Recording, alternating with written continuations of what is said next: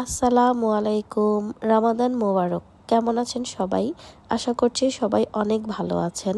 আলহামদুলিল্লাহ, আপনাদের দোয়ায় আল্লাহর রহমতে আমিও ভালো আছি। আজকে একটু বাইরে যাব, তো এর জন্য আমি ঘরের কাজগুলো গুছিয়ে নিচ্ছিলাম। সবার প্রথমে আমি জোহরের নামাজটা পড়ে নিয়েছি। আচ্ছা, তোমরা বলো তো এই গরমে আমি কেন মোজাটা পরতেছি, নামাজের সময় কেন আমি পায়ে মোজাটা দিলাম, এটা তোমাদের জন্য কুইজ। তো এই যে মোজাটা পরার পরে আমি দুইটা পা একসাথে করে দেখাচ্ছিলাম যে আসলে কেমন লাগে আর কি। নামাজটা পড়া শেষ করে আমি আমার বিড়ালদের আগে খাবার দিয়ে নিয়েছি, কারণ ওরা সকাল থেকে কিছু খায় নাই। খাবারটা যেহেতু গরম ছিল, তো এটা ঠান্ডা হতে দিয়ে আমি রান্নাটা সেরে নিচ্ছিলাম। আজকে আমি মুরগি রান্না করব। মুরগিটা ধুয়ে আমি আমার বিড়ালদের খাবার দিয়ে দিয়েছি। এগুলো এক একটা জমিদার, একটাকে দিয়েছি নিচে, আর একটা এই যে টিনটিনকে দিয়েছি খাটের উপরে। তো এই ফাঁকে আমি আমার আবায়াটাও বের করে নিয়েছি, এটা রেডি করে রেখেছি। তারপরে আমি রান্নায় চলে যাব। শুরুতেই বললাম আমি আজকে মুরগি মাংস রান্না করব। তো খুব বেশি ঝামেলা করি না আমি এই রান্নার ক্ষেত্রে, খুবই অল্প মশলা দিয়ে আমি তাড়াতাড়ি করে রান্নাটা করে ফেলি।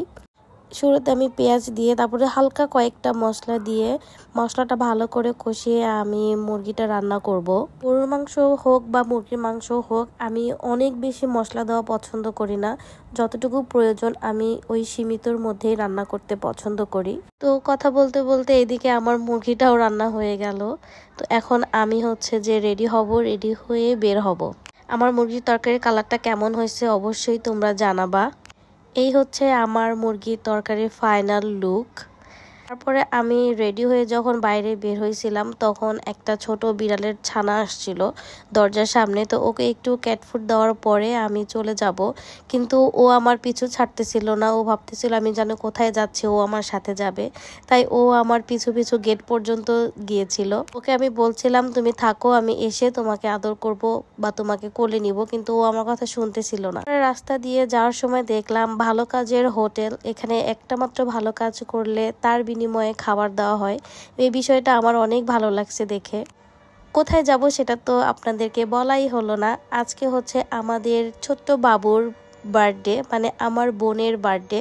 তো যাওয়ার সময় ওর জন্য একটা কেক নিয়ে গিয়েছিলাম। এই স্ট্রবেরি ফ্লেভারের কেক, ওর অনেক পছন্দ। এটা সেই রেস্টুরেন্ট যেখানে আমরা ওর বার্থডেটা সেলিব্রেট করব। এটা আমার আন্টি, আর এইটা আমাদের বার্থডে গার্ল। তো আমি আশেপাশের একটু ভিডিও করে নিচ্ছিলাম। যেহেতু আমরা সবাই রোজা ছিলাম, তাই ইফতারের সময় আমাদের রেস্টুরেন্ট থেকে এই মুড়ি মাখাটা বা মুড়ি ভর্তাটা দেওয়া হয়েছিল। এটা দিয়ে আমরা ইফতার সেরে নিলাম। তারপরে এই যে বার্থডে গার্লদের একটু ভিডিও করলাম। পরে যখন খাবার রেডি হয়েছে, তখন আমাদের অর্ডার করা খাবারটা চলে এসেছে। তো আমরা খাওয়া দাওয়া করে নিলাম। একদম খাবার দাবার করার শেষে লাস্টে আমরা কেক কেটেছি। ও তো খুব বেশি মজা পাচ্ছিল। আসলে বার্থডেতে বাচ্চারা মজা করবে, মজা পাবে, এটাই স্বাভাবিক। ও তো খুব অপেক্ষায় ছিল কখন কেকটা কাটবে, কখন কেকটা কাটবে। বার্থডে মানেই বাচ্চাদের আনন্দ। তারপর আমরা সবাই মিলে মোমবাতি নিভিয়ে বার্থডে গার্লের সাথে কেক কাটলাম। ও নিজেরটাই নিজে বলতেছিল হ্যাপি বার্থডে। তো আমরা সবাই মিলে অনেক মজা করে কেকটা কেটে খেয়ে তারপরে বাসায় চলে আসি। এই ওর বার্থডে কাটিং এর ভিডিও।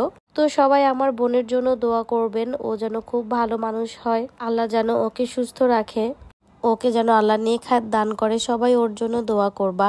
রমজান মাস ছিল, এর জন্য বাইরে কাউকে বলা হয় নাই এবং খুব বেশি বড় করেও সেলিব্রেট করা হয় নাই। আমরা ঘরের কয়েকজনই ছিলাম আর কি। আমার মামি, মামাতো বোন, খালাতো বোন, আরো একটা আন্টি এবং আমার হাজবেন্ড, আমরা এই কয়েকজনই আর কি ওর বার্থডেটা একটু স্পেশাল ফিল করানোর জন্য এই প্ল্যানটা করা ছিল। ছোট মানুষ তো, যতটুকু ওকে আনন্দ দেওয়া যায় আর কি আমরা চেষ্টা করেছি। তো এখানে ওর আম্মু ওকে প্রথমে কেক খাইয়ে দিচ্ছে, তারপরে আমার মামাতো বোন জান্নাতকে খাইয়ে দিচ্ছে, তারপর আন্টি আমাকে খাইয়ে দিল। তারপরে এদিক থেকে আন্টি আন্টির বান্ধবীকে খাইয়ে দিল, মামিকে খাইয়ে দিল। তারপরে আমার আরেকটা মামাতো বোনকে খাইয়ে দিল। কেক খাওয়ার পর্ব এভাবে চলতে থাকে। কি আর করার, আন্টিকে কেউ খাইয়ে দেয় না, এর জন্য আন্টি নিজেরটা নিজেই খাইলো। তো ওই যে মেয়েরা যে লক্ষ্মী হয়, প্রমাণ দেখছেন। ওর মারকে কেউ খাইয়ে না দিল, ও কিন্তু ঠিকই খাইয়ে দিছে।